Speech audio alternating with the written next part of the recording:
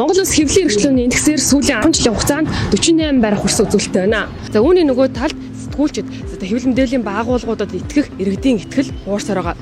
За тэгвэл сэтгүүл зүүн салбарын өнөөгийн нөхцөл байдал болоод за бусад асуудлаар Монгол Улсын их сургуулийн сэтгүүл зүйн олон нийтэд харилцах тэнхимийн багш доктор Баярмаатай ярилцлаа.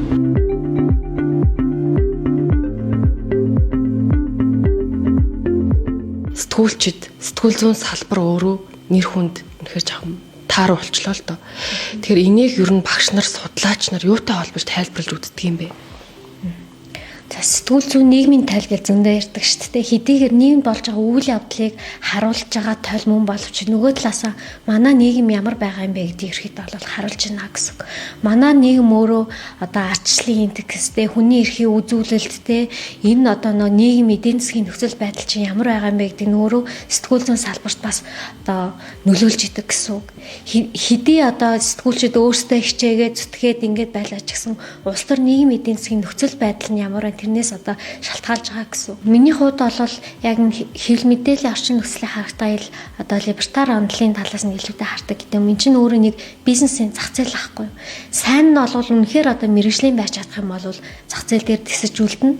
А хэдийгээр анх ингээл хүчтэй гой гарч ирсэн байлаа ч гэсэн яс зүйгоо барьдаггүй, хүнд хэрэгтэй юм хийдэггүй те ийм байх юм бол аяндаа л тэр бол зах зээлээс бол арчигдаж алга болно. Тийм учраас заавал одоо энийг ийм юм байж болохгүй гэхээсээ илүүтэйгээр хэвлэл мэдээллийн байгууллага сэтгүүлчид өөрсдөө мэргэжлийн ур чадвартай гэдгээ л одоо сайн харуулж контент нь тэр чигээрээ одоо чанартай байж зах зээл дээрээ ялгарч үлдэн шүү дээ тий.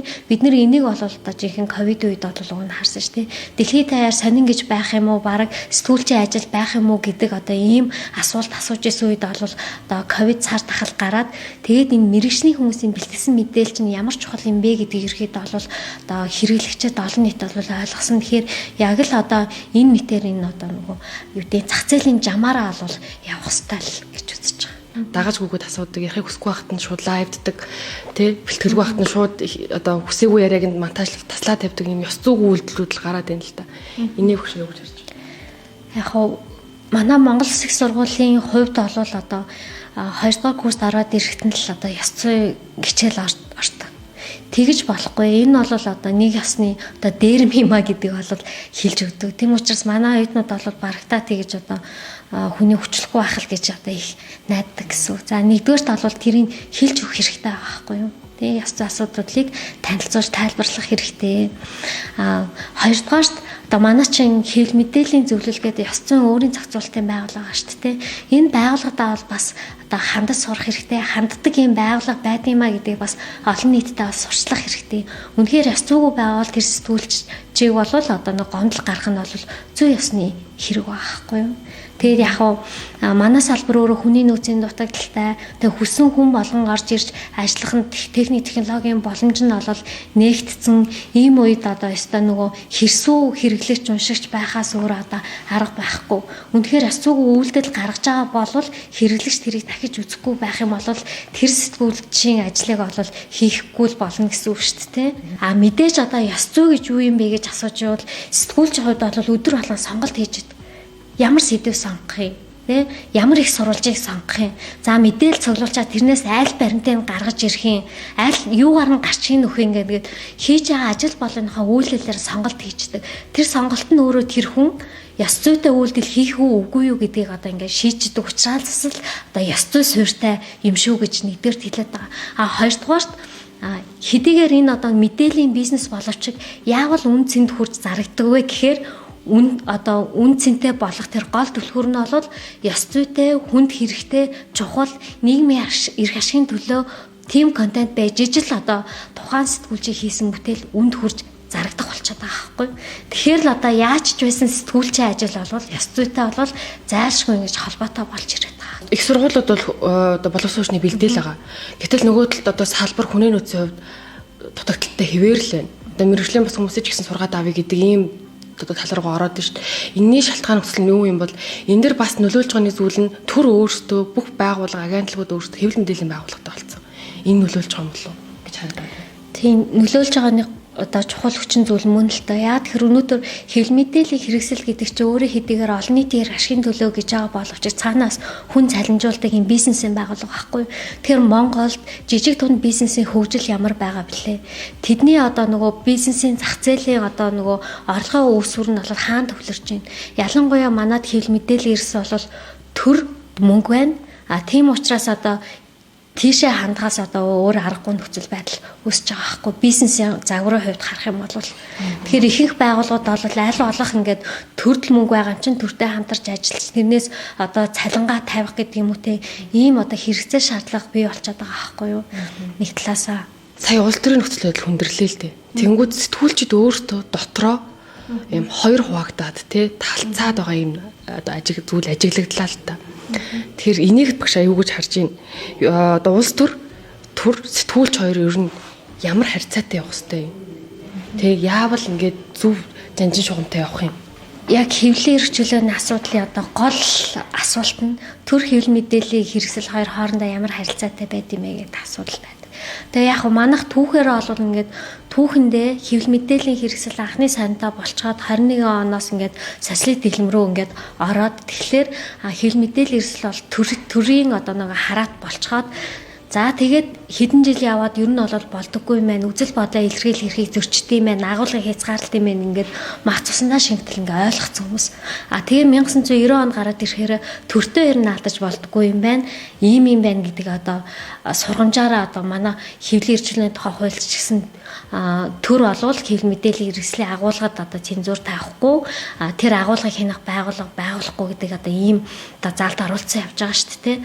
Тэгтэл үнэхээр тэгж дайсан шиг байх юм уу хамтарч ажиллах юм уу гэдэг бол одоо нөхцөл байдал болгон дээр ингээд өөр байх хэрэгтэй гэсэн. Үнэхээр улс орны төлөө те ингээд төрчин зөв юм хийгээд байхад хэвлэл мэдээллийн хэрэгсэл тэрийг шүүмжлэж байгаа юм шиг шүүмжлээд байх нь бол буруу. Үнэхээр төр засгийн газар буруу юм хийгээд байвал тэрийг ямар ч одоо найзархаг таньдаг юм байсан ч гэсэн тэрийг шүүмжлэх нь бол зөв өө. Тэр балансыг өөрөө редакц сэтгүүлч өөрөө одоо ёс зүгээрээ л барьж явах хэрэгтэй гэсэн. Түүнээс чи төртөө дайсан шиг бай, эсвэл төртөө найзтай бай, найз юм шиг бай гэж одоо хэлэх боломж байхгүй л гэсэн. Хороо дэлхий дээр сайн хүн байна, муу хүн байна. Сэтгүүлч дунд сайн хүн байна, муу хүн байна гэдгийг бас бид нар одоо хүлээн зөвшөөрөх хэрэгтэй. Сэтгүүлч дундаа залуу сэтгүүлчд байна те. Эсвэл одоо мэрэгжлийн сургуулийн төгссөн байхад одоо өөрийнхөө сонирхлоор шууд ороод ирсэн ийм хүмүүс ч байждаг. Янз бүрийн бүлэг хүмүүсийн төлөөлөл байгаа байхгүй. Тэгэхээр бүгдээрээс нь одоо стандарт тавиад бүгдээрээ та нар ёс зүйтэй байх ёстой шүү гэдэг одоо лиценз олгож байгаа юм шиг ингэж одоо сургалтыг явуулна гэдэг. Эсвэл одоо нөгөө шалгаруулна гэдэг юм уу тийм чинь маш төвхтэй. Энийг хэн одоо балансыг барьж вэ гэхээр редакцийн бодлого байх хэрэгтэй гэсэн. Тэр сэтгүүлч ёс зүй алдаа гарахаас өмнө сэргийлэх хэрэгтэй, дадлгажуулах хэрэгтэй, сургах хэрэгтэй тий. Тэгээ тэр хүний нөгөө суур өөрийнх нь одоо юу гэдэг зан араншин тий өөрийнх нь одоо зорилго тэгэд маш олон зүйл нөлөөлж байгаа учраас бүх сэтгүүлчдэд одоо тэр ингээд наагаа сэтгүүлчд болвол ёс зүйгүй гэж хэлэх бол бас довчир дутагдaltaй болчихж байгаа байхгүй. Цэвэр үр дүндээ тэгээ редакц өөрөө бодлоготой сэтгүүлчээ чиглүүлдэг хэм хэмжээг нь барьдаг юм байх нь айгүй чухал байгаа тий. Гэтэл одоо нөгөө сошиал медиа хөгжсөн учраас тухайн сэтгүүлч өөрийнхөө одоо үзэл бодлыг одоо ингээд сошиал одоо өөрийнхөө хуудсан дээр бичхийг тэр редакцийн бодлого гэж үзэх ийм юм харагдаад байна л та. Энэ нь одоо интернет ертөнц болоо одоо дижитал медиатай холбоотой эргэцэн асуудлууд бол одоо шинэ тутам дэлхийд дахинд бол их төвөгтэй асуудал байж байгаа. Тэгээ яг уу ёс зүйн хүрээнд яаж шийдвэ гэхээр редакцийн бодлогоороо редакцийнхаа одоо ёс зүйн дүрмэнд өөрийнхөө хувийн одоо нөгөө сошиал медиа дээр одоо альва улс төр эдийн засаг нийгэмтэй холбоотой чухал үйл явдлын талаар одоо үзэл бодлоо илэрхийлэх боломжгүй шүү. Яг тэгэхээр та манай одоо мэдээллийн хэрэгслийн нүүр царай юм шүү гэдэг одоо тийм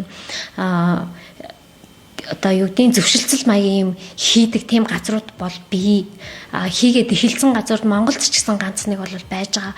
Тэгэхдээ тэрээ бас одоо бүх газар хийх ёстой үгүй юу гэдэг бас маргаатай байдаг гэсэн. Яг одоогийн нөхцөл байдал бол 100% тийм үгүй гэхээсээ илүүтэйгээр одоо нөхцөл байдалтай тохируулаад л ажиллахаас өөр аргагүй болчихно. Бүх одоо хэл мэдээлэл эрсэл сэтгүүлчдийг чи одоо Facebook, Instagram дээр өөрийнхөө ямиг бичиж болохгүй шүү гэх юм бол энэ одоо үзэл бодлоо илэрхийлэх эрхчлөөг одоо хаачж байгаа гэсэн. А нөгөө талаараа бол одоо үнэхээр одоо хэл мэдээллийн хэрэгслийн нүүр царай болцсон хүний хувьд бол бас л одоо асуудал болж ирж байна гэсэн. Тэгэхээр сэтгүүлүүд бол маш олон ийм одоо шинэ асуудлууд одоо гарч ирсэн төвхтэй тийм үед л бид нэр амьдарч байна л та. Ер нь одоо ингээд сэтгүүлчийн ажлыг хэн дуртай заадаг, шүүдэг, тэ сэтгүүлч гэдэг хүн яг үндэ маш нэр хүндгүү болсон хөшөмхөр үнэн тэ. Тэгэхээр бид нар яаж энэ салбарынхаа нэр хүндийг сэтгүүлчийн одоо өөрсдийнхөө нэр хүндийг яавал өсгөх юм бэ гэж. Яг хөө цаг үеийн л одоо нөхцөл байдал гэдэг юм уу те. Тэгээд яг хүмүүс болохоор сэтгүүлчлэг хийхдээ улс төртэй ирэхэд бол ингээд холбогдгоо.